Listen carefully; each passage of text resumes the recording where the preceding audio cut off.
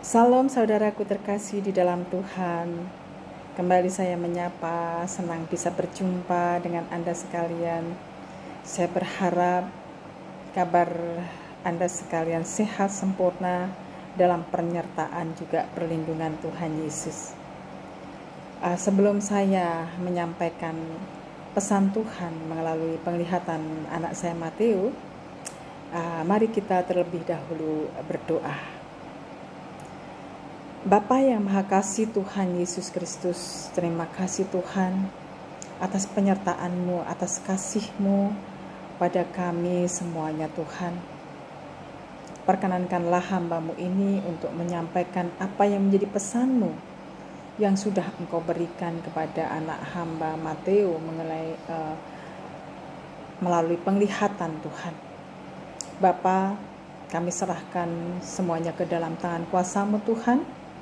Urapi lidah mulut hamba untuk bisa menyampaikan biar sesuai dengan kehendak-Mu Bapa. Jangan biarkan hamba-Mu ini mencuri kemuliaan-Mu, karena ini adalah pesan-Mu Tuhan yang harus hamba-Mu ini sampaikan sebagai tanda bahwa Engkau mengasihi umat-Mu, supaya mereka berjaga-jaga, bersiap-siap untuk menjaga hidupnya dalam kekudusan. Terima kasih Bapa, semuanya kami serahkan dalam tangan kuasa-Mu. Hanya di dalam nama Tuhan Yesus hamba berdoa. Amin. Saudaraku terkasih, sebelum saya menyampaikan pesan Tuhan, saya akan membacakan firman Tuhan di dalam Matius 24 ayat 31. Yang demikian bunyinya, dan ia akan menyuruh keluar malaikat-malaikatnya dengan meniup sangkakala yang dahsyat. Bunyinya, dan mereka akan mengumpulkan orang-orang pilihannya dari keempat penjuru bumi, dari ujung langit yang satu ke ujung langit yang lain. Dan juga ada di dalam 1 Tesalonika 4 ayat yang ke-16 sampai ke 18. Saya bacakan. Sebab pada waktu tanda diberi, yaitu pada waktu penghulu malaikat berseru dan sangkakala Tuhan berbunyi, maka Tuhan sendiri akan turun dari surga dan mereka yang mati dalam Kristus akan lebih dahulu bangkit. Sesudah itu kita yang hidup, yang masih tinggal, akan diangkat bersama-sama dengan mereka dalam awan menyongsong Tuhan di angkasa. Demikianlah kita akan selama-lamanya bersama-sama dengan Tuhan.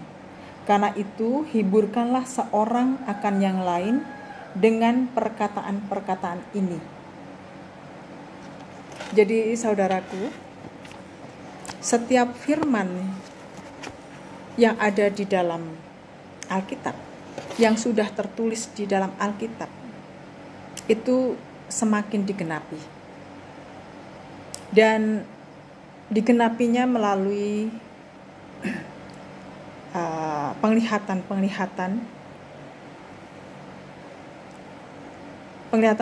ini juga pengenapan dari firman Tuhan di dalam kitab Yoel 2. Di mana Tuhan melengkapi semua firman-Nya yang belum tertulis di Alkitab ini disampaikan dalam suatu penglihatan, suatu mimpi, bahkan nubuat. Jadi semuanya Alkitabiah. Jadi jika ada penglihatan, ada mimpi tentang hal-hal ilahi yang banyak disampaikan oleh anak-anak Tuhan, itu memang suatu penggenapan dari kitab Yoel, bahwa Tuhan akan memberikan penglihatan, Tuhan akan memberikan mimpi, Tuhan akan memberikan umatnya atau hambanya untuk bernubuat. Ini untuk menyampaikan apa yang belum tertulis di dalam Alkitab. Jadi percaya, setiap penglihatan itu memang ada dan Tuhan izinkan Tuhan berikan melalui anak-anak Tuhan yang dipercaya untuk menyampaikan. Dan di sini saya akan membagikan apa yang dilihat Mateo dalam penglihatan itu, yaitu tentang sangkakala, juga tentang waktu yang tinggal sedikit. Karena di alam roh Mateo ditunjukkan seperti ini. Pada saat saya berbincang-bincang dengan Mateo, waktu itu menunjukkan pukul 10.30 malam ya. Saya masih ngobrol sama Mateo. Tiba-tiba Mateo saat itu ada penglihatan. Penglihatan itu demikian. Mateo dibawa ke alam roh, di mana di situ diperlihatkan jam dinding yang besar di surga, dan jam dinding itu menunjukkan pukul 11:59. Artinya jam tersebut menunjukkan jam 12 kurang 1 menit. Itu waktu di surga. Dan di sebelah jam itu berdiri 2 malaikat Tuhan. Kemudian penglihatan itu selesai, dan dalam waktu berapa detik Mateo mendapatkan penglihatan kembali, dan ternyata melanjutkan penglihatan yang pertama. Di dalam penglihatan yang pertama tadi Tuhan Yesus belum hadir. Tapi di penglihatan yang kedua, tiba-tiba Tuhan sudah berdiri di situ berhadapan dengan kedua malaikat. Dan Tuhan Yesus membawa 2 sangkakala yang akan diberikan kepada kedua malaikat tersebut untuk siap ditiup. Jadi penglihatan ini menunjukkan waktu kedatangan Tuhan Yesus tinggal 1 menit. Itu waktu di alam roh. Karena waktu di alam roh lebih cepat. Jadi waktu yang sangat singkat itu Tuhan tunjukkan betapa kita harus benar-benar menjaga hidup kita dalam kekudusan. Untuk itu saudaraku, jangan buang waktu lagi. Jangan sia-siakan waktu yang ada. Kita tinggalkan perdebatan, kita tinggalkan perselisihan antara anak-anak Tuhan. Bukankah Tuhan sudah berfirman di dalam Matius 28 ayat 19 juga 20, di mana Tuhan memberi perintah kepada kita untuk mewartakan kebenaran firman Tuhan, untuk menjadi penginjil, untuk menyelamatkan seluruh umat manusia, bahkan bangsa-bangsa, untuk menjadikan murid semua bangsa menjadi murid Tuhan Yesus. Tapi yang kita sayangkan, di sini anak-anak Tuhan bukannya melanjutkan apa yang menjadi pekerjaan Tuhan selama di bumi. Justru mereka sibuk dengan perbedaan-perbedaan, mempermasalahkan dengan perbedaan-perbedaan. Jika tidak sepaham, dibenci. Padahal Tuhan benar-benar mengajarkan kasih dalam kehidupan kekristenan. Waktu tinggal sedikit lagi. Kita tidak pernah tahu. Waktu kita di dunia ini kita tidak pernah tahu. Kita tidak harus menunggu kedatangan Tuhan Yesus itu supaya kita tetap menjaga kekudusan. Karena di saat maut menjemput kita, di saat waktu kita habis di dunia ini, itu adalah akhir kehidupan kita di bumi. Jadi kita tidak usah memikirkan nanti bagaimana kita diangkat atau tidak. Karena saat ini pun, di saat kita tidak berjaga-jaga, tidak menjaga hidup kita, dan tiba-tiba Tuhan menentukan waktu kita di bumi ini habis, itu sudah terlambat. Jadi tidak harus menunggu saat nanti pengangkatan Tuhan. Jadi apa faedahnya, apa manfaatnya Tuhan memberikan pesan ini? Itu tanda dari sebenarnya Tuhan mengasihi umatnya. Supaya apa? Supaya kita semua berjaga-jaga, bersiap-siap di saat nanti kedatangannya tiba-tiba terjadi dan rapture atau pengangkatan itu terjadi, kita sudah siap. Karena di dalam firman Tuhan di dalam 1 Tesalonika 4 ayat 16 sampai 18 juga disebutkan bahwa orang yang sudah mati terlebih dahulu akan dibangkitkan terlebih dahulu. Sedangkan orang-orang yang masih tinggal dan masih hidup akan terangkat. Dan tubuh kita akan dirubah menjadi tubuh kemuliaan. Artinya di saat kita mati sekarang pun, kalau kita menjaga hidup kita akan bangkit terlebih dahulu. Tapi jika kita dari sekarang tidak menjaga hidup kita masih melakukan hal yang sia-sia, kita masih melakukan perdebatan, kita masih bisa menghakimi yang satu dengan yang lain, membenci yang satu dengan yang lain hanya karena tidak sepaham, karena tidak sama tujuannya.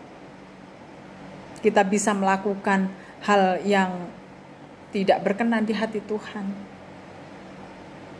Itu pun juga akan sia-sia. Untuk itulah Tuhan memperingatkan kita melalui penglihatan-penglihatan, melalui mimpi, bahkan nubuat.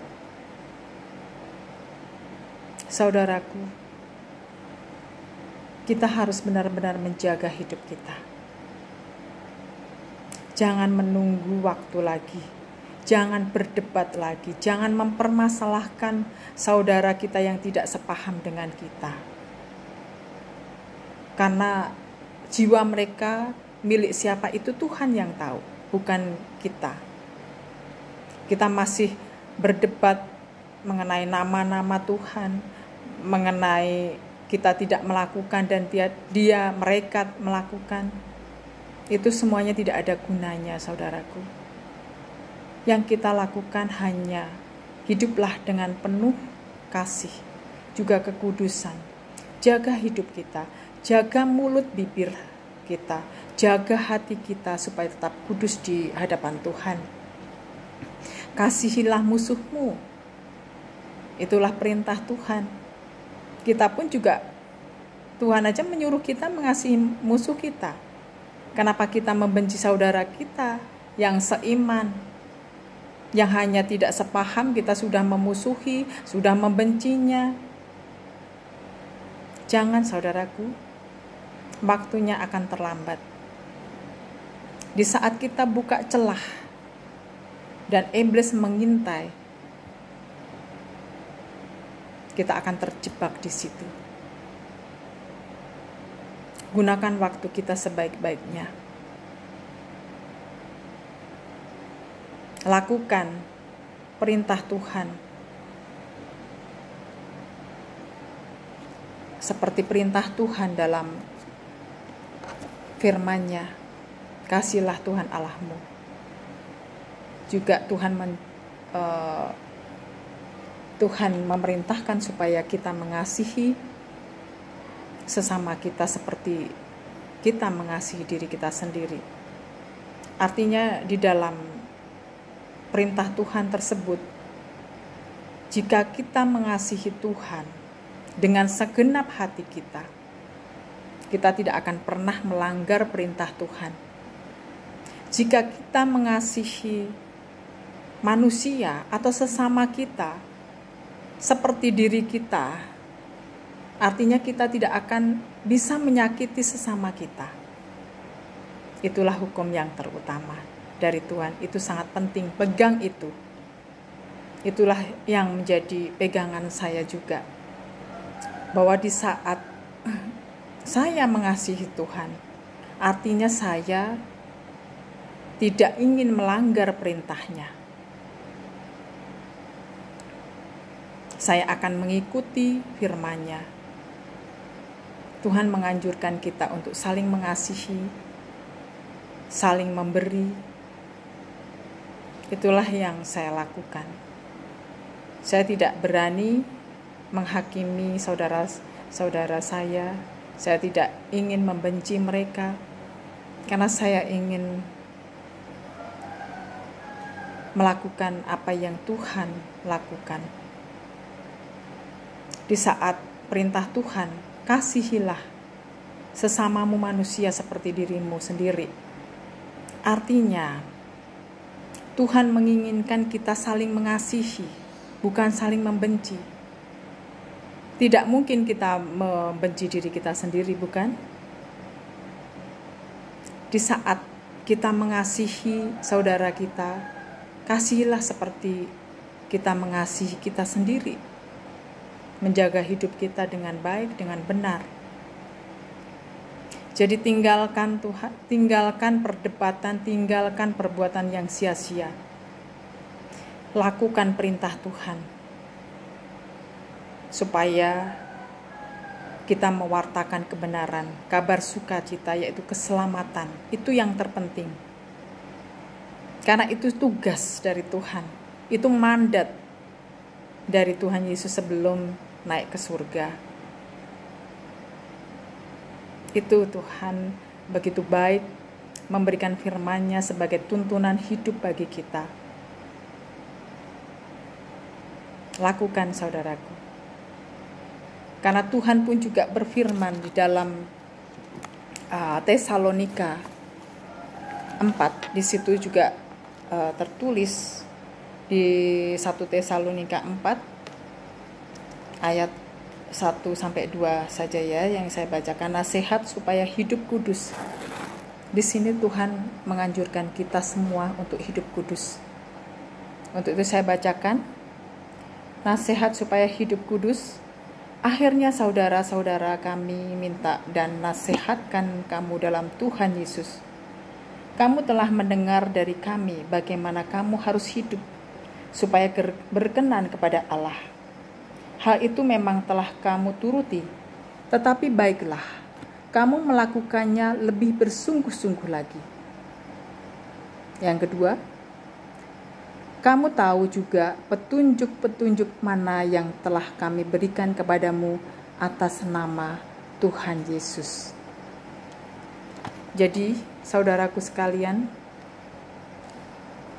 petunjuk itu adalah firman Tuhan.